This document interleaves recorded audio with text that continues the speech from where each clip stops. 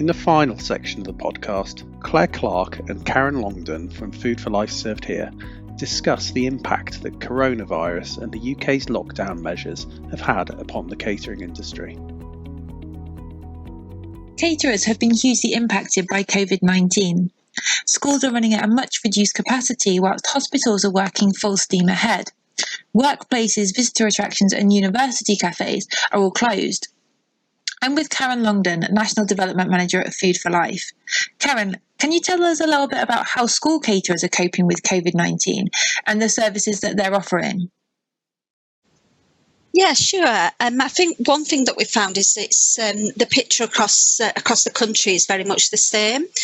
Schools are expecting caterers to meet their demands, and caterers are really rising to the challenge.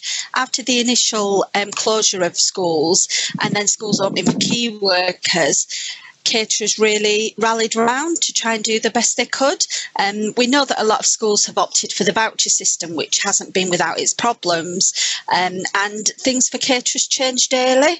So we know that the majority of caterers are doing a little bit of everything. So they might be providing hot food in a school that's open for key workers, children. They're definitely doing packed lunches. Some are doing hampers and food parcels. Others have hub kitchens whereby schools are coming to pick up food for their key worker children and in free school meals. So there's lots and lots going on out there.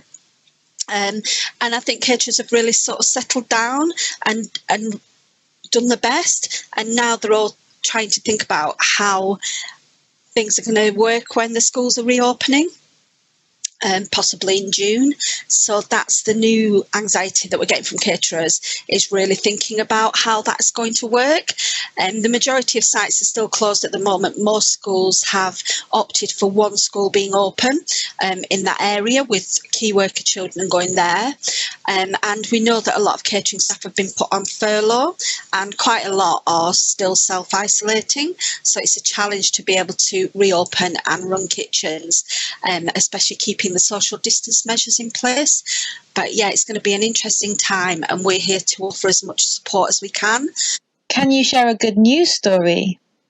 There's so many amazing things going on, and it's been in such a short period of time. Caterers have had to react so quickly to the situation, and the stories that we're getting are just amazing. We've got caterers that have been sending out food hampers with suggested recipes in there, and really trying to think how parents can make the most of the £15 vouchers. So sending recipes out to parents that aren't necessarily having a school meal or a packed lunch. We've also got caterers that have been providing services to schools that aren't within their contract. So we might have private caterers where the contract caterers where the staff have gone on furlough, or an in-house school where the cook can't get in there, and caterers have been stepping up to the mark and providing a service for those. We've got examples of caterers where they've been baking flapjacks for the local hospital and sending them out. So that's really lovely. Just all sorts of really fantastic things going on. It's good to hear. And it's great that cooks and caterers are finally being recognised as key workers. Yes, definitely.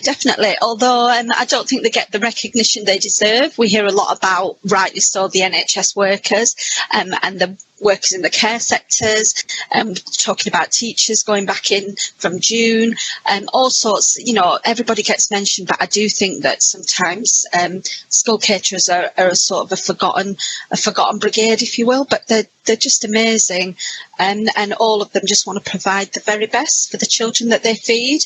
So yeah, I do think it's great that they've been recognised as key workers, but I think that could go further. Yes, certainly. What are the Soil Association doing to support caterers at this time?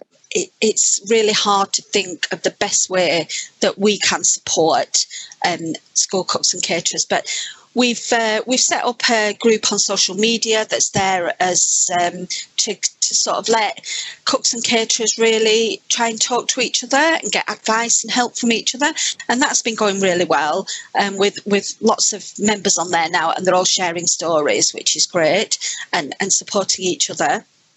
We've also looked at how we can meet needs around continuation of the Food for Life Served Here award, and we're getting feedback that from some caterers that they want things to carry on and they want to be recognised, that even in the challenging times they're providing food that meets our standards. So we've developed a process of remote inspections.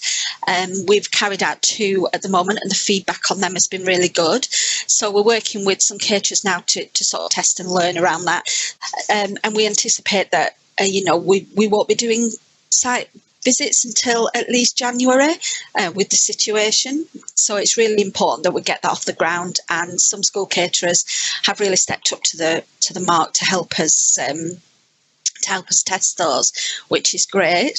Our policy team have been working really hard to ensure that the message coming out is that, schools should use their catering services and get food to those that really need it the most, instead of just opting for the vouchers. And that message has been going out loud and clear. And our policy team on a wider level are really championing school caterers. Tell us a little bit about how people are keeping morale up for staff that are perhaps not working at the moment. A lot of staff have either been furloughed or just aren't working, or self-isolating, or just aren't needed at the moment. We know that where caterers can, they've been doing a rota system so that they're not relying on the same staff all of the time. So that's been working well, I think. But it is really difficult, and we've pulled together a list of, we were asked about online training that's available, and maybe for free. So we've pulled together a list of training that's available, looking at things like allergen and hygiene training, all that can be done online. So we've pulled together a list of that. And we've also had quite a few requests for our Food for Life Served Here training. Some caterers have taken up on that and seen it as an opportunity to develop their staff while they've got some time to actually concentrate on that area. So that's been great. It's really good, and we've got it on special offer at the moment. We launched it sort of at the beginning of this year, and it's been really popular. So we've kept the launch price going for a little bit longer, just to offer some financial support, really.